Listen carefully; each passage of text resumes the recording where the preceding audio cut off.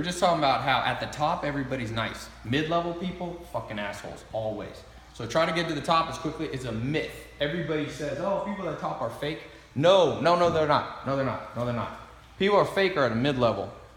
But the reason is there's a bias in your brain called the liking bias. So to succeed, you have to be likable. And aggression is very dangerous because there's this game theory thing where these scientists in the 60s created game theory, which said, how should you react to another person? And they ran a couple 100 million computer simulations. And the answer is always start out nice unless you're in jail.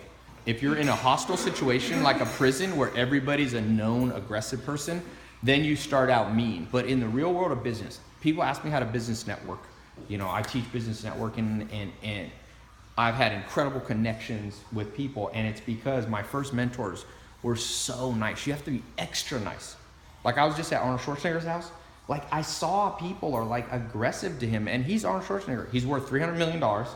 You know, he was the governor of the United States. He's friends with presidents. So when you're mean to him, he just withdraws. And so what happens is people that jab don't realize, because Arnold Schwarzenegger never gonna take the time to call you out. He already made it. So he'll just back up and be like, oh, great to meet you. And then never talk to you again.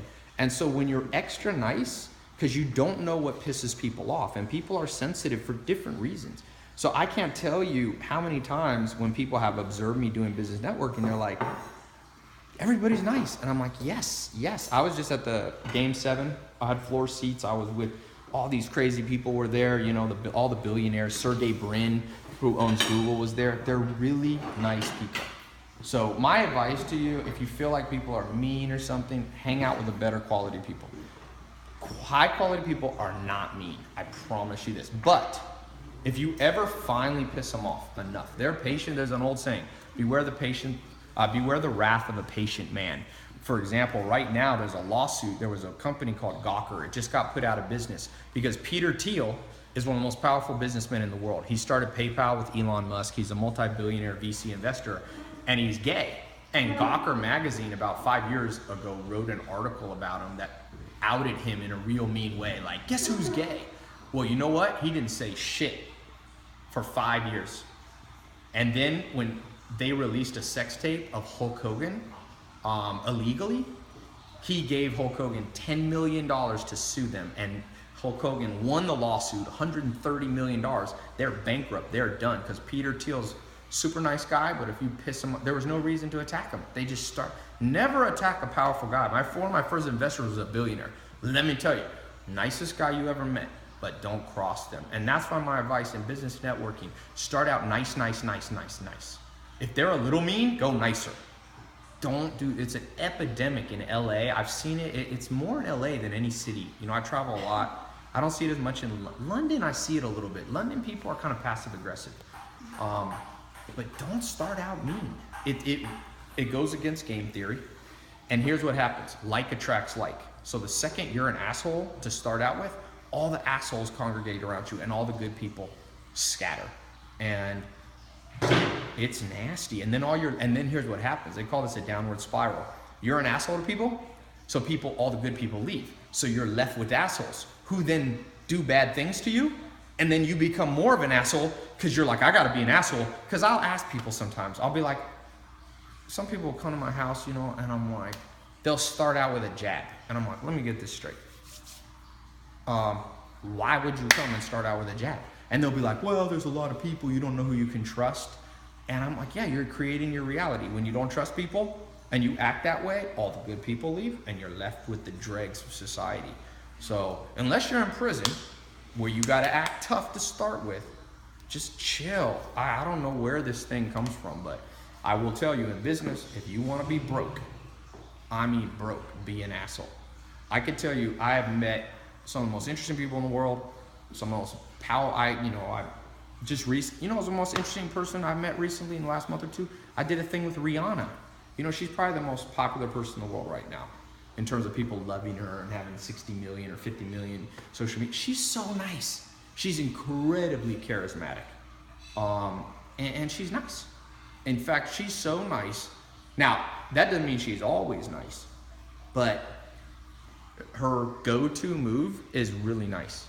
in my experience. And she's Rihanna, you know, she got hundreds of millions of dollars. And I often wonder, I'm like, why is she so nice? And this other fucking person pissing me off. I don't know. But that's why I know is part of her success. Part of her success. So don't ever listen to people that tell you people at the top are fake or mean. They're really not. And some you were asking me if I think it's a front.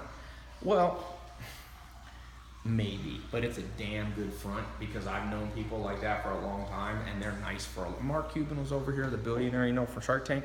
You know what I thought was so funny about Mark Cuban? And it's when I say nice, it's not just like you should kiss somebody's ass. I'll give you an example. Mark Cuban comes over. So he's made $3 billion. You know, he's on Shark Tank, owns the Dallas Mavericks NBA team, pretty much done everything he ever wanted to do. He asked me more questions than any broke motherfucker that ever comes here. So I have to think. So he's humble. He'll come here and he'll be like, hey, Todd, I wanted to ask you some questions. Last time I was with Elon Musk, I was at the Game of Thrones premiere. Elon Musk is the guy who started PayPal. He started Tesla. He's the only man alive to have started $3 billion companies simultaneously. He was asking me all these questions about Snapchat. He was like, hey, Ty, what do you think I should do with my Snapchat? And I was thinking, this guy's got $14 billion. He asked me more questions, and you know what most people do? They come up and they tell me everything they know, which is fine. If you go in a room and you talk about everything you know, you come away from that room with the same information you knew before. But if you ask questions, like Elon Musk, that's why the rich get richer too. The rich get richer because they're more curious. Everybody thinks the rich get richer because it's all capitalism. You know that's been disproven, been bullshit disproven. The world has gotten wealthier, not just the rich have gotten richer. Everybody's gotten richer. But the rich get richer because they ask more questions. Mark Cuban asked me 8 hours of questions here. And I'll have some motherfucker come here who got a $2,000 a month business. They don't ask any questions. They jab. They're like, oh, well, why do you do that? I'm like, I just get quiet, go play basketball. I don't care. So my advice to you is have some respect to people. Like I said, I don't kiss Mark Cuban's ass or any of their ass, but at the same time, look what he did. You know, he did something that's hard. And so I end up walking away. And even that last thing with Elon Musk, I was like, shit, I didn't even learn anything because I said, this guy's so smart. He got me talking the whole time. He already knew everything he knew walking in the situation. He got me to tell him all my Snapchat tricks. He walked away not only wealthier in knowledge, but he can apply that to Tesla and all these companies and make even more money. So I always ask myself, all these broke fucking people, why aren't you like Elon Musk? Ask questions. No one wants to hear what you know. People think they're so fucking smart. Let me tell you, people who think they're smart, they ain't never been around smart people. I got lucky when I was young. I got put in a like this thing in the United States, in California for high IQ kids. Well, it was so high IQ. I have a high IQ, but it was so high IQ. These people were the smartest people in the world. So I never thought I was that smart. I didn't realize that this was the top 20 kids in the United States that I was around. So I always had like a complex like, shit, I'm not that smart. Well, that's a great attitude. I'm glad I learned that. I never think I'm smart. And sometimes I meet people that just think they're so smart. I'm like, really? Warren Buffett reads 8 hours a day for 60 years, and he made $70 billion. He's smart. Stephen Hawking understands the nature of time, the cosmological and ontological, imperative. He's smart. People are smart. They think they're smart because they read 3 books once in a month. Come on now. Be a little more humble. Be a little nicer, and the next thing you know, your bank account goes up. Your circle of friends is way better people. Life gets better. You're happier. So, like I said, very few people will listen to this advice, but some of the best advice I ever got. And it's a win-win situation. Everybody's nicer. I look for that, boy. And I got these kids. You know the nicest people I've met that are young are these kids who came over to my house. They're 18 years old. They bought an app for $4,000. Now they're making $200,000 net a month at 18. I got a kid on my Snapchat, wrote me, and you know what? He asked me a lot of questions. That's why I do a lot of stuff with young kids. Like, I didn't even try, but a lot of young kids follow me. This kid's 14. He was making $6,000 a month from his app. He has a cartoon app, number 50 in the world. He asked me some questions. He follows my stuff. He listens. Now he makes $30,000 a day net. He's making $1 million a month at 14 years old. A kid in the ghetto in Atlanta. And you know what? He asked more questions. All these other fucking people think they know everything. I'm like, really? Well, this is what I tell people I think they know everything. Prove it. Show me your bank account. You know shit about business? Let's see. You're such a nice person. You know who's a nice person? Mother Teresa. When she was 12 years old, she took a vow of poverty, chastity, and what was the other one? She basically pledged her life in lifelong service to pick up kids. She picked up 100,000 people off the streets of India, dead and dying. She's a nice person. People compare themselves to bullshit people. They go, oh, I'm nice, Ty. Compared to who? Compared to your dickhead friends? Maybe you are. Compared to Mother Teresa?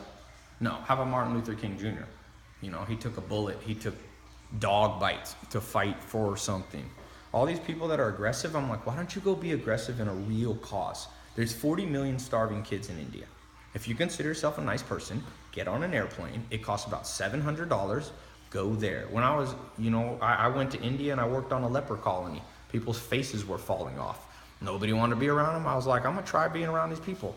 And I don't consider myself the nicest person in the world, but I know a lot of people that consider themselves nice, but they have nothing to back it up. If you're smart, it'll show real fast. If you're smart, you'll know like 10 or 12 languages. My grandpa's superstar, one of them. He knows 14 languages. So if you're smart, back it up. If you're such a nice person, show me how you're changing the world. Everything else, money and action talk and bullshit walks. And there's a lot of blah in the world. So sometimes I gotta shut down people. I start out nice with people. People fucking start, I'm like, let me shut your ass down. Mark Cuban asked question, he got $3 billion. Show me your bank account. Why are you so confident? People are so confident. I'm like, where did you? I have a 67 steps program. About 150,000 people have gone through a program where I wrote down and recorded 67 things I learned from my mentors. And one of the most important ones is, where does the pride come from? And this is an epidemic in LA. People are so proud of what they haven't done yet. I'm like, how can you be proud of what you haven't done? If I walk in a gym and I'm super overweight, I'm not gonna go over to the people who are lifting weights and are in great shape and go, oh, step aside. It's time for me to use it. And they're like, well, we're here first, man. We're killing the game. And you go, well, in 5 years, I'll look like you. Nobody wants to hear it. Do it, and then you'll get respect from people. Earn respect. And that's the number one reason people jab. And it's because we grew up in a society in the last 40 years where everybody wins a trophy in school now. Parents all tell their kids, and it's great that parents tell their kids that they love them, but it's better to compliment people on what they did. And it's a real problem, I'll tell you, where society has messed with women. Parents and society compliments girls always on what they look like. And when you compliment people on certain thing, they'll move towards that. They'll gravitate. If you compliment women like, oh, you're so pretty, they do that to little kids that are like 5-year-old girls. I lived with the Amish for 2.5 years, and they have a major thing against complimenting looks. I've never seen it. They do not allow that. No family compliment. If the daughter does hard work, they're like, you're such a hard worker. Just like the sons. They don't say, oh, you're so pretty and you're so strong. No, forget that. And that's why I said women end up getting tricked by society, and women are proven that can do just about anything mentally than a man. Well, mentally the same, women and men. Physically, men have more testosterone, so they're stronger, but society doesn't really need strength anymore, And so if you're a woman, don't get pride from your looks. It's great. Everybody should want to be healthy and shit like that, but accomplish something. Not everybody has to be Elon Musk. You don't have to be a billionaire. Not everyone has to have Mother Teresa, but I have a rule. You got to be able to tell me what you did, and I have to understand it.